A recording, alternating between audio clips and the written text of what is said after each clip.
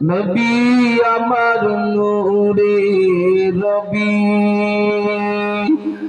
নবী সবার প্রেমের ছবি, মদিনাতে আছেন শুয়ে, নাজাতের দিশা, সৃষ্টি কুলের শ্রেষ্ঠ তিনি, তারি প্রশংসা। আল্লাহুম্মা সাল্লি আলা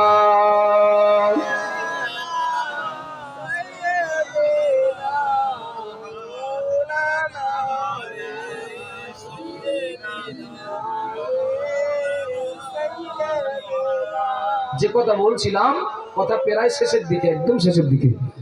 সালাবার মেয়ে বলছে, আব্বা নবী এবং নবী সাহাবারা আপনার প্রতি সন্তুষ্ট না, আমিও সিদ্ধান্ত নিচ্ছি আপনাকে আব্বা বলে ডাকবো না।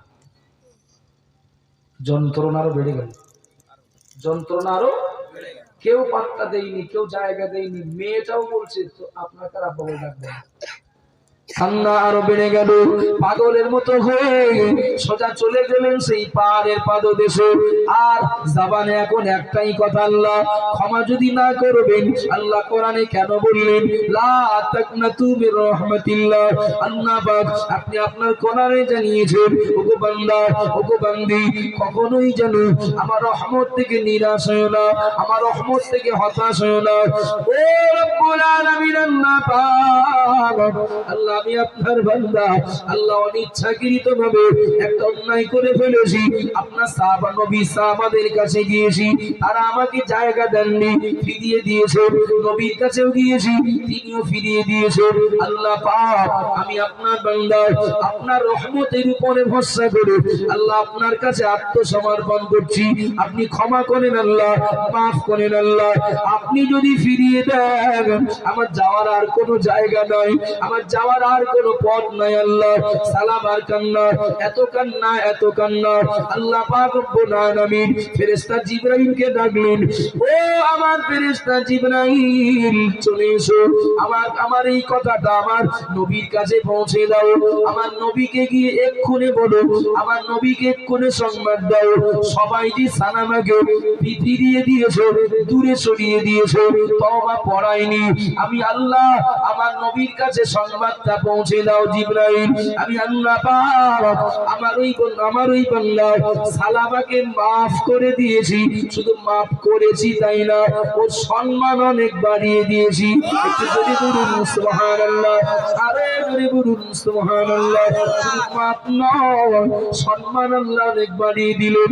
কেমন দিলেন? আল্লাহ নবীর কাছে সংবাদ চলে আসলো, নবী আমার কয়েকজন সাহাবাকে সঙ্গে করে, কয়েকজন সাহাবাকে দায়িত্ব দিয়ে সালামাকে ফিরিয়ে নিয়ে আসলেন। ওই সাহাবারা সালামাকে এনে যেখানে পৌঁছালেন, সেই জায়গায় আল্লাহ নবী বাকি সাহাবায়ে কেরামদেরকে নিয়ে আলোচনায় মশগুল ছিলেন। সাহাবায়ে কেরামদেরকে নিয়ে নবী বিভিন্ন দিনই আলোচনা করছিলেন। ওই মজলিসেই সালামাকে এনে ছেড়ে দেওয়া হলো। সবাই বসে বললেন, নবী আবার ওয়াজ নসিহত করছেন, কথা শেষ হবে, তারপরে সালামার সঙ্গে নবীর কথা হবে, সাহাবাদের কথা হবে। ও বাবা জিরা মায়না, আশ্চর্য হয়ে যাবেন, অবাক হয়ে যাবেন।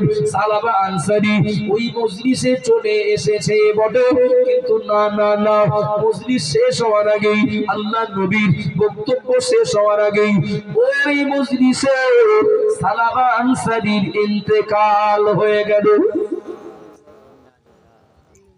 কারোর সঙ্গে কথা হলো না, কারোর সঙ্গে ভাব বিনিময় হলো না, মজলিসে ইন্তেকাল করলেন। আল্লাহ নবী সাহাবায়ে কেরামেরা পাগলের মতো কাঁদতে লাগলেন, পাগলের মতো কাঁদতে লাগলেন। এই মানুষটা একটু আগে আমাদের কাছে এসেছিলেন, আমরা তাকে পাপী বলে দূরে সরিয়ে দিয়েছিলাম, কিন্তু এখন আল্লাহ তাকে মাফ করে দিয়েছেন। তিনি আমাদের কাছে আসলেন বটে, কিন্তু তার সঙ্গে একটু কথা হলো না, একটু ভাব বিনিময় হলো না। সাহাবারা বিরাট কান্না কাটছিলেন। আল্লাহ নবী সাহাবাদেরকে সান্ত্বনা দিয়ে বললেন, ও আমার সাহাবায়ে কেরামেরা, বাবা সাহাবারা কাঁদবে না, বাবা সাহাবারা কাঁদবে না, বাবা সাহাবারা কাঁদবে না। সাহাবার গোসল নাও, সাহাবার কাফন পরাও, সাহাবার জানাজা পড়ার প্রস্তুতি নাও। সাহাবাদেরকে নবী নির্দেশ দিলেন। সাহাবারা তারা করলেন কি, গোসল দিয়ে কাফনে কাপড় পরিয়ে সাহাবাকে ময়দানে নিয়ে যাচ্ছেন জানাজা পড়ানোর জন্য। কিন্তু অবাক হয়ে যাবেন, আল্লাহ পাক জিবরাইল মারফত জানিয়ে দিলেন, আমি আমার বান্দা সালাবাকে maaf করেছি, সম্মান অনেক বাড়িয়ে দিয়েছি। ও বাবা জিরামায়না, সালাবার লাশ মোবারক যখন খাটিয়ায় করে নিয়ে যাওয়া হচ্ছিল, দলে দলে দলে দলে নবীর অন্যান্য সাহাবারা তারা পিছন পিছন যাচ্ছিলেন সালাবার জানাজা পড়ার জন্য। কিন্তু না না, আল্লাহ নবী তিনিও ঘর থেকে বার হলেন। আল্লাহ নবী ঘর থেকে বার হলেন জানাজায় শরীক হওয়ার জন্য। কিন্তু অবাক ব্যাপার, নবীর মনটা যেন অন্যরকম, চেহারাটা যেন অন্যরকম। আল্লাহ নবী ঘর থেকে বার হচ্ছেন, পা বাইরে বার করে দিলেন, কিন্তু পাটা স্বাভাবিকভাবে মাটিতে ফেলছেন না। সামনের কটা আঙুলের উপরে আল্লাহ নবী পায়ের ভর দিয়ে, আঙুলের উপরে ভর দিয়ে নবী লাফিয়ে লাফিয়ে যাচ্ছিলেন, নবী ডিঙি মেরে মেরে যাচ্ছিলেন। সাহাবায়ে কেরামেরা নবীকে জিজ্ঞাসা করলেন, ইয়া রাসূলুল্লাহ, ইয়া হাবিবাল্লাহ, ও আল্লাহর নবী, আপনি এমন করে হাঁটছেন কেন? আপনার কি হলো? আপনার পায়ে কোনো ব্যথা লাগলো নাকি? আপনার পায়ে চোট হলো নাকি? আপনার কষ্ট হচ্ছে নাকি? ইয়া রাসূলুল্লাহ, আপনি পাটা স্বাভাবিকভাবে মাটিতে দিচ্ছেন না কেন? আল্লাহ নবী জানিয়ে দিলেন, ও আমার সাহাবায়ে কেরামেরা, তোমরা হয়তো দেখতে পাচ্ছ না, তোমরা হয়তো দেখতে পাচ্ছ না, আমি মুহাম্মাদুর রাসূলুল্লাহ, আমি স্বচক্ষে দেখতে পাচ্ছি আমার সালাবা আনসারী একটা অন্যায় করে এত কান্না কেঁদেছে মাফ পাওয়ার জন্য, এত তওবা করেছে, এত কান্না কেঁদেছে। মহান আল্লাহ শুধু মাফ করে দেননি, সালাবার সম্মান আল্লাহ এত পরিমাণে বাড়িয়ে দিলেন। ওই সালাবা জানাজা পড়ার জন্য শুধু মদিনার মানুষেরা নন, ওই সালাবার জানাজায় শুধু মদিনার মানুষেরা নন, ওই সালাবার জানাজায় এত পরিমাণে ফেরেশতারা দুনিয়াতে নাজিল হয়েছে, অবতীর্ণ হয়েছে। আমি মুহাম্মদুর রাসূলুল্লাহ সাল্লাল্লাহু আলাইহি ওয়াসাল্লাম আমার পাটা ফেলবো, পাটা মাটিতে দেব, এমন খালি জায়গা খুঁজে পাচ্ছি না। একটু জোরে বলবেন না? সুবহানাল্লাহ। চলেন, সাদা কাপড়ে দাগ লাগলে বোঝা যায়, কিন্তু বোঝা যায় না কোন কাপড়ে দাগ লাগলে কালো কাপড়ে। বিশ্বাস করুন, যারা বছরের পর বছর ধরে পাপের সাগরে হাবুডুবু খাচ্ছেন, এর পরেও কোনো হেলদোল নেই, আপনি শিওর থাকুন লোকটার অন্তরটা কালো হয়ে গেছে। আর যাদের অন্তরটা এখনো সাদা আছে, পরিষ্কার আছে, তারা ওই সালাবার মতো একটা দাগ লাগলেই মোছার জন্য পাগল হয়ে যায়, অস্থির হয়ে যাবে। এ প্রসঙ্গে আমার শেষ নিবেদন এটাই বাবা, আগামীকাল রাত শবে বরাতের রাত, লাইলাতুল বরাতের রাত, আপনি আপনার খবর রাখেন, আমি আমার খবর রাখি। তবে এটা বিশ্বাস করব, এটা আমরা বিশ্বাস করি, এটা আমরা স্বীকার করি, আমরা প্রত্যেকেই পাপী। কথা বলেন না বাবা, আমরা প্রত্যেকেই পাপী। আল্লাহ নবী বলেছেন, কুল্লু বানি আদামা খাত্তাউন। আমি রাসূলুল্লাহ বলছি, প্রত্যেকটা আদম সন্তান পাপী। যদি হই পাপী, আগামী বছর শবে বরাত আসবে, সেই সময় বেঁচে থাকবো, তার কোনো নিশ্চয়তা নাই, তার কোনো গ্যারান্টি নাই। মহান আল্লাহর কাছে আগামী কালকের সুযোগটা আল্লাহ বাঁচিয়ে রাখলে কাজে লাগাবো। আল্লাহ নিজেই পাপী বান্দাদেরকে ডাকেন, ওটাকে সাড়া দিয়ে যারা ক্ষমা চান, তওবা করেন, আল্লাহ তাদেরকে মাফ করেন এবং সম্মান অনেক বৃদ্ধি করে দেন। একটু জোরে বলুন না সুবহানাল্লাহ। দ্বিতীয় নম্বরে আল্লাহ বললেন, এক নম্বর কথা বলেছি তওবাকারী আল্লাহর কাছে প্রিয়। দ্বিতীয় নম্বরে আল্লাহর নবী বললেন, মহান আল্লাহ বললেন ওয়ায়ুহিব্বুনাল মুতাতাহিরিন, যারা পবিত্রতা অর্জনকারী ওরা আল্লাহর কাছে খুব প্রিয়। একটু জোরে বলেন না সুবহানাল্লাহ। ও বাবা জিনা মায়না, ও মা বোনেরা মনিকে দিন, যারা পবিত্রতা অর্জনকারী ওরা আল্লাহর কাছে প্রিয়। এ প্রসঙ্গে অনেক দৃষ্টান্ত দেওয়া যায়, আমি খুব ছোট্ট করে কয়েক মিনিটের মধ্যে বলছি। বাবা, পবিত্রতা অর্জনকারীরা আল্লাহর কাছে প্রিয়। কার চেহারা কেমন, কালো না পরিষ্কার, কার পোশাক পরিচ্ছদ দামি, কার দেখতে কেমন, মহান আল্লাহর কাছে এর উপরে কে ভালো কে মন্দ এর বিচার হয় না। কথা ঠিক না ভুল? আমাদের কাছে কি চেহারা ভালো, সুন্দর চেহারা কি সুন্দরী ভালো? ছেলের জন্য মেয়ে দেখে বেড়াচ্ছি তো ফার্স্ট টার্গেট থেকে একটু পরিষ্কার হবে, একটু সুন্দর চেহারা হবে, সুন্দরী হবে।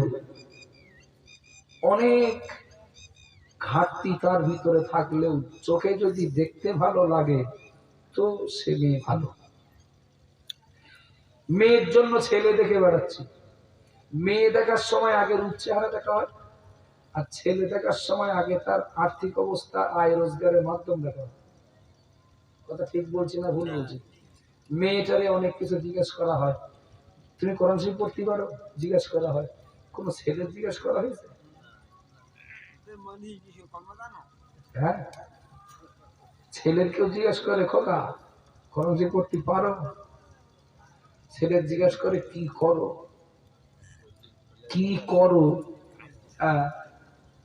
ও একটু মাঝে মধ্যে মদ খায়, একটু লটারি কাটে, কি একটু হয়তো গান বাজনা শোনে, কিন্তু ওর আয় রোজগার না রাত গেলে 3000 করে।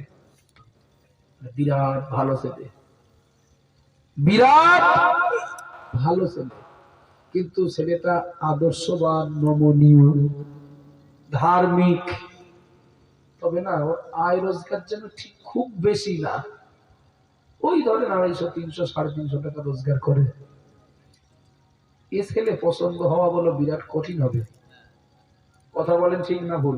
আর যুগটা চলছে, যুগ যুগ যুগ যা চলছে, এ যুগে ভালো হয়ে টিকে থাকা বিরাট কঠিন।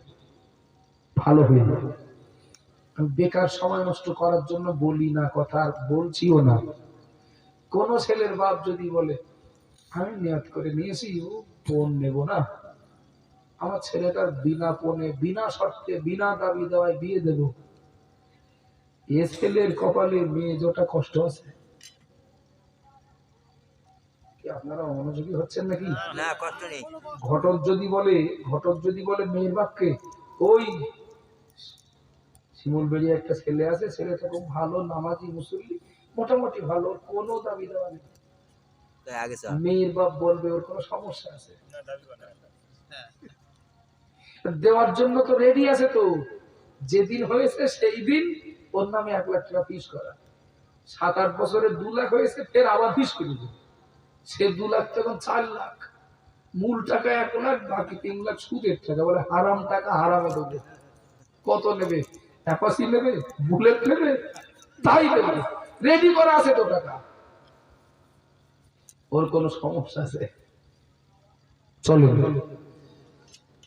নবী মহান আল্লাহ বললেন আল্লাহর কাছে প্রিয় চেহারায়, সৌন্দর্যে, কালারে, অর্থে, বাহ্যিক কোন কিছুতে আল্লাহর কাছে প্রিয় হওয়া যায় না। আল্লাহর কাছে প্রিয় দ্বিতীয় নম্বরে ব্যক্তিটা যে পবিত্রতা অর্জনকারী। একটু জোরে বলুন না সুবহানাল্লাহ।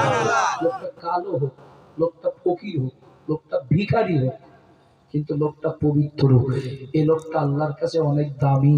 একটু জোরে বলুন না সুবহানাল্লাহ। আব্বাজান মায়না মনে রাখুন, ও মা বোনেরা মনে কি দিন, আমি বললেই আপনাদের মনে পড়ে যাবে। একজন দামি লোকের কথা বলি, বললেই মনে পড়বে। আমি বলেছি পবিত্রতা অর্জনকারী, আল্লাহর কাছে প্রিয়। ও বাবা জিরা মায়েরা, মেরাজের রাত্রিতে আল্লাহর নবী জিবরাইলের সঙ্গে বোরাকে করে, মেরাজের রাত্রিতে জিবরাইলের সঙ্গে আল্লাহর নবী বোরাকে করে উম্মে হানির বাড়ি থেকে চলে গেলেন বাইতুল মুকাদ্দাস। ওখান থেকে সিদরাতুল মুনতাহায় চলে গেলেন। 7 আসমানের ঊর্ধ্বে আল্লাহর নবীকে ফেরেশতা জিবরাইল বললেন, ও আল্লাহর নবী, ও গো মুহাম্মদ, আমি আর আগিয়ে যাব না, এবার আপনি একা একা যান। অন্যমনস্ক হবেন না, আর কয়েক মিনিট আপনি এবার একা যান, আমি আর যাব না। মনে আছে আপনাদের? মনে আছে। ফেরেশতা জিবরাইল আলাইহিস সালাম নবীকে ছেড়ে দিচ্ছেন যেখানে, জায়গাটা তো নতুন জায়গা, অপরিচিত জায়গা।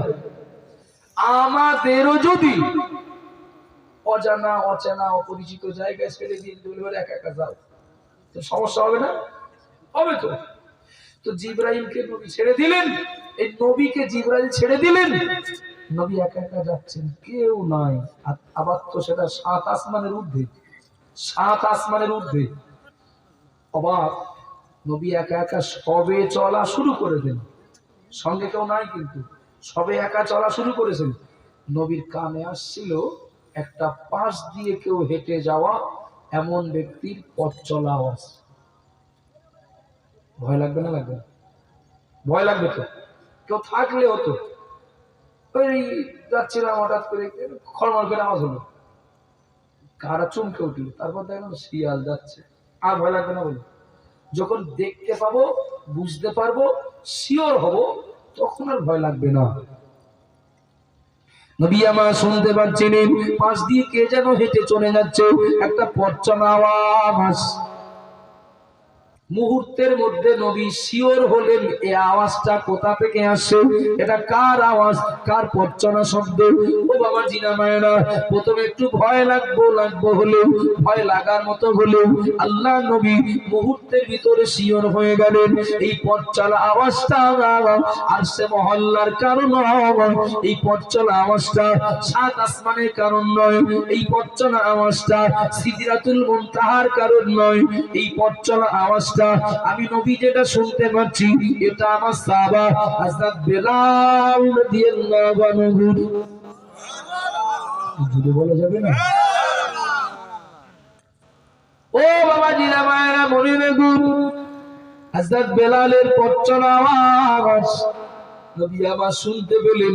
একটু বলবেন নাকি, বেলাল নবীর সঙ্গে তো ছিলেন না, বেলাল তো জমিনে, আল্লাহ নবী 7 আসমানের ঊর্ধ্বে, বেলাল জমিনে, আল্লাহ নবী 7 আসমানের ঊর্ধ্বে। ও বাবা জিনা মায়েরা, নবী আমার শিওর হলেন এই পথ চলা আওয়াজটা অন্য কারণ নয়, আমার সাহাবা বেলালের। নবী আমার আল্লাহর সঙ্গে দিদার করলেন, জান্নাত দেখলেন, জাহান্নাম দেখলেন, জান্নাত জাহান্নাম দেখে আল্লাহর সঙ্গে দিদার করে আল্লাহ আবার যথারীতি তিনি ওই রাত্রিতেই বাড়ি চলে আসলেন, ওই রাত্রিতে আবার ফিরে আসলেন। ও বাবা জিরা মায়েরা, কিছু মনে নেন না, আমার আগে আবু সাইদ নবীর জীবন আদর্শের কিছু কথা বলছিলেন। বাবা কি বলছিলেন আমি সব শুনিনি, জানি না, তবে মনে রাখুন নবী আমার 7 আসমানের ঊর্ধ্বে গেলেন, 7 আসমান ভ্রমণ করলেন, আল্লাহর সঙ্গে দিদার করলেন, জান্নাত জাহান্নাম ভ্রমণ করলেন, আবার ওই রাতেই ফিরে আসলেন। ও বাবা জিনা মায়েরা, অনেকে বলে, কেউ বলে নবীও মানুষ আমিও মানুষ, নবীর সঙ্গে নিজের তুলনা অনেক সময় কেউ করে ফেলে। কথা বলেন না, নবীও মানুষ আমিও মানুষ, কিন্তু এতটুকু বিশ্বাস রাখতে হবে, এতটুকু বিশ্বাস রাখতে হবে, নবীর সঙ্গে তামাম দুনিয়ার কোন মানুষের মিল নেই। সুবহানাল্লাহ, একটু মহব্বত করে বলুন বাবা। আমাদের নবীর সঙ্গে দুনিয়ার কোন মানুষের কেন, আমাদের নবীর সঙ্গে কোন নবী রাসূলদেরও মিল নেই। একটু সুবহানাল্লাহ বলবেন না? নবী যখন মেরাজ থেকে ফিরে উম্মে হানিকে বললেন গতকাল রাত্রের এই খবর এই। উম্মে হানি বললেন ইয়া রাসূলুল্লাহ, মন দেন, খুব ভাইটাল কথা। ইয়া রাসূলুল্লাহ, এই কথাটা কাফেরদের সঙ্গে বলবেন না, নির্দেশ নয়। হুজুর, ওদেরকে বললে ওরা হাসবে, ঠাট্টা করবে যে রাতারাতি এত দুর্গম রাস্তা অতিক্রম করে সম্ভব। নবী বললেন ওরা কে বিশ্বাস করবে কে করবে না ওটা আমার দেখার বিষয় না। আল্লাহ আমার দ্বারা যা দেখিয়েছেন যা ঘটিয়েছেন সব সত্য। সকাল হলেই আমি বলা শুরু করব। একটু জোরে বলুন, একটু জোরে বলেন না সুবহানাল্লাহ। নবী কাবা চত্বরে চলে গেলেন। নবী কাবা চত্বরে চলে গেলেন। কাবা চত্বরে গিয়ে দেখলেন কাফেরেরা সব বসে আছে। নবী যে বললেন আমি মুহাম্মদ গতকাল রাত্রে এই করেছি। ওরা হাসতে লাগলো, ওরা হাসাহাসি করলো। যারা বলে নবী মানুষ আমরা মানুষ, তাদের জন্য একটা মুখ্যম জবাব। ওরা হাসতে লাগলো, এই দেখো মুহাম্মদের মাথা খারাপ হয়ে গেছে। ওর ভিতরে কেউ কেউ বললো মুহাম্মদ তুমি কালকে রাত্রেই যখন ঘুরে এসেছো, সাত আসমান ঘুরেছো, বিবরণ তো দিতে হবে না। তুমি বাইতুল মুকাদ্দাসে গিয়েছো, ওই প্রমাণটা একটু দাও দিন। মানে কি প্রমাণ বলো দিন? বাইতুল মুকাদ্দাসে থাম কটা? কিছু লোক আছে চিমটি কাটা প্রশ্ন করে, মানে জানার জন্য না, বলো জানার জন্য না, ঠকানোর জন্য। বলো তো বাইতুল মুকাদ্দাসে থাম কটা? নবী বললেন আর বলো তো বাইতুল মুকাদ্দাসের দরজা জানালা কটা?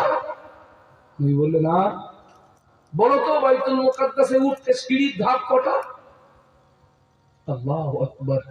নবী সবকটার উত্তর সঠিক দিয়ে দিলেন। আর একটু জোরে বলবেন না সুবহানাল্লাহ। একটা ভুল হলো না। ওরাই আলোচনা করে বলছে মুহাম্মদ কি ব্যাপার বলো দিন দেখি, যা প্রশ্ন করি একটা ভুল হয় না, সব ঠিক উত্তর দাও, সব সঠিক উত্তর দাও, কি ব্যাপার বলো দিন দেখি। নবী বললেন আমি তো কাবা চত্বরে দাঁড়িয়ে আমার এই চোখে বাইতুল মুকাদ্দাস দেখতে পাচ্ছি। একটু সুবহানাল্লাহ জোরে হবে না? বাইতুল মুকাদ্দাস তো আমার আল্লাহ দেখছি আমার সামনে এনে দিয়েছেন। আমার যা যা প্রশ্ন করা হচ্ছে আমি সব তো দেখে দেখে উত্তর দিচ্ছি, তাই ভুল হবে কেন? অথচ মক্কা থেকে বাইতুল মুকাদ্দাসে যেতে 1 মাস সময় লাগে। আব্বাজান ভাইরা মনে রাখবেন, আল্লাহর নবী মিরাজ থেকে ঘরে ফিরলেন। হযরত বেলালের সঙ্গে দেখা হয়ে গেল। নবী বেলালকে বললেন ও আমার সাহাবা বেলাল, কি এমন আমল করো বলো, কি এমন আমল তোমার ভিতরে আছে? বেলাল বলে আল্লাহ তোমার সম্মান এত এত এত দিলেন। ও বেলাল কি এমন আমল করো বলো? আমি মুহাম্মদুর রাসূলুল্লাহ, আমি 7 আসমানের ঊর্ধ্বে যখন একা একা চলছিলাম, একা একা হাঁটছিলাম, আমি তোমার পথ চলা আওয়াজ শুনতে পেয়েছি। বেলাল বলে তুমি কি এমন আমল করো? হযরত বেলাল জবাব দিলেন ইয়া রাসূলুল্লাহ, ইয়া হাবিবাল্লাহ, ও আল্লাহর নবী, আমি আপনার সাহাবা বেলাল তেমন কোন আমল করতে পারি না, তেমন কোন আমি আল্লাহ খুশির কাজ করতে পারি না, তবে আমি আপনার সাহাবা বেলাল সদা সর্বদা পাক পবিত্র অবস্থায় থাকি। একটু জোরে বলেন না, আরো জোরে বলুন সুবহানাল্লাহ। আমি আপনার সাহাবা বেলাল সদা সর্বদা পাক পবিত্র অবস্থায় থাকি। কি বলেছিলাম? আল্লাহর কাছে দ্বিতীয় নম্বরে প্রিয় যে ওই ব্যক্তি, যে ব্যক্তি পবিত্রতা অর্জনকারী। বেলাল আছেন দুনিয়ায়, আর বেলালের পদধ্বনি শুনতে পাচ্ছেন নবী 7 আসমানের ঊর্ধ্বে। একটু সুবহানাল্লাহ বলবেন না? এই কথাও তো আমাদের এর আগে শোনা পড়েছে। জিবরাইল এসে একদিন বলেছিলেন ইয়া রাসূলুল্লাহ, আজকের মসজিদে নববীতে আযান শুনতে পেলাম না তো। কেন? ওই দিন আযান দিয়েছিলেন অন্য একজন সাহাবা। ইয়া রাসূলুল্লাহ, আযান শুনতে পেলাম না তো। নবী বললেন জিবরাইল, আযান তো ঠিক সময় হয়েছে, প্রত্যেক দিন যে সময় হয় একই সময় হয়েছে। আব্বাজান ভাইরা মনে রাখুন, ও মা বোনেরা মনে রেখে দিন, আল্লাহর ফেরেশতা জিবরাইলকে আল্লাহর নবী জানিয়ে দিলেন, আল্লাহর ফেরেশতা জিবরাইলকে আল্লাহর নবী জানিয়ে দিলেন, ও আমার ফেরেশতা জিবরাইল, প্রতিদিন যে সময় আজান হয় আজও একই সময় আজান হয়েছে, আজও একই টাইমে আজান হয়েছে। হযরত জিবরাইল আলাইহিস সালাম বললেন, ইয়া রাসূলুল্লাহ, ইয়া হাবিবাল্লাহ, ও আল্লাহর নবী, আপনার সাহাবা হাবশী বেলাল আজান দিতেন, বেলালের আজানের ধ্বনি আল্লাহর আরশে মহল্লায় পৌঁছে যেত। একটু জোরে বলেন না, আরো জোরে বলুন সুবহানাল্লাহ। বেলালের আজানের ধ্বনি আল্লাহর আরশে মহল্লায় পৌঁছে যেত। পৌঁছে দিতেন কে? কাবা সংস্কার হয়ে গেলে ইব্রাহিম নবীকে আল্লাহ বলেন আজান দাও। রুহের জগতে যারা আছে আর বর্তমান দুনিয়াতে যারা আছে সবাইকে এই কাবায় আসার জন্য দাওয়াত দাও, ডাকো। নবী ইব্রাহিম আলাইহিস সালাম বললেন, আল্লাহ আমার এই আওয়াজ কি এত দূরে পৌঁছাবে? আল্লাহ বললেন, আজান তুমি দাও, পৌঁছে দেওয়ার দায়িত্ব আমার। একটু জোরে বলুন না সুবহানাল্লাহ।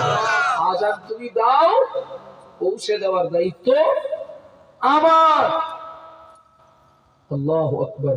কিছু মনে নেন না বাবা, সুন্দর চেহারা, পোশাক পরিচ্ছদটাও বিরাট দামি, একেবারে রাজ পোশাকে রাজপুত্র, বিরাট সাজা সেজে, হাতে একটা আইফোন, কাছে একটা 2 লাখ টাকার বাইক, সঙ্গে আছে সোনার 2 ভরি ওজনের চেন, অথচ দাঁড়িয়ে পেশাব করে,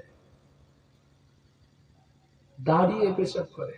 বসবে তো বসার লাইন নেই, তো বসলে তো পেশাব ক্লিয়ার হবে না। কি ভুল বলছি বলে মনে হচ্ছে? বসলে পেশাব ক্লিয়ার হবে না, তো অর্ধেক ভিতরে থাকবে আর অর্ধেক বাইরে। এমন প্যান্ট পরে, এমন স্যুট পরে, মানে আল্লাহ না করুক যদি কোনো দুর্ঘটনা ঘটে, একটু কেটে কেটে গেছে ফলবে, ও প্যান্ট খোলা যাবে না, কাটতে হবে, কাটতে হবে। বিশ্বাস করুন, নামাজ পড়ার সময় ওযু করব, কোরআন পড়ার সময় ওযু করব, আমি ওয়াজ মাহফিলে আসার সময় ওযু করব, এটা করি আমরা। কিন্তু আমি শুধু আল্লাহর কাছে প্রিয় হওয়ার জন্য তাই বলছি না, সঙ্গে এটাও একটু ভেবে দেখেন না, রাস্তাঘাটে চলছি ওই অবস্থায় মৃত্যু হতে পারে না? রাস্তাঘাটে চলছি ওই অবস্থায় তো মৃত্যু হতে পারে। দোকানদারি করছি এই অবস্থায় তো মৃত্যু হতে পারে। জি, শুধু তাই না, কারো খেতে কাজ করছি, ইট ভাটায় মাটি কাটছি, জল করে ডিউটি করছি, ওই অবস্থায় তো মৃত্যু হতে পারে। কথা বলেন বাবা। সুতরাং আপনি এটা মনে রাখুন যে যদি আমি থাকি পাক পবিত্র অবস্থায়, আচ্ছা একবারে ওযু করতে কত টাকা করে খরচ হবে? কত টাকা খরচ হবে? একবারে ওযু করতে পয়সা লাগবে না তো। কিন্তু যদি আমি পবিত্র অবস্থায় থাকি, এক আল্লাহর কাছে প্রিয় হওয়া গেল, আর দ্বিতীয়ত যদি আমার মৃত্যু হয় যে অবস্থায় থাকি পবিত্র অবস্থায় মৃত্যু হবে। কথা ঠিক না ভুল বাবা? তাকবীর দেন না, নারে তাকবীর। একটু জোরে বলেন নারে তাকবীর। মাওলানা মুফতি রজব আলী সাহেব হুজুর বলেন জিন্দাবাদ। জনাব আলহাজ মাওলানা মুফতি রজব আলী সাহেব হুজুর বলেন জিন্দাবাদ। নারে তাকবীর। আলহামদুলিল্লাহ, মজলিসটা এখন মোটামুটি বক্তব্য রাখার মতো হয়েছে। আবু সাইদ ভাই যখন ছাড়ছিলেন, সত্যি আমার খুব খারাপ লাগছিল যে মুফতি সাহেব আসবেন, তখন মজলিসের অবস্থা কি থাকবে। এখন তবু একটু কথা বলার মতো পরিবেশ তৈরি হয়েছে। আপনাদের দুশ্চিন্তার কারণ নেই, রজব আলী সাহেব হুজুর অনেক সময় থাকবেন, অনেক সময় থাকবেন। আমার একটু যেতে হবে কাছাকাছি। বাড়ি ভাঙা মাদ্রাসা কোথায় থেকে যাবে? ওই মিলন মোড়ের ওই সাইডে, ওখানে আমার রাত আড়াইটাই চাই। তো যাই হোক, ভাইজার জন্য 10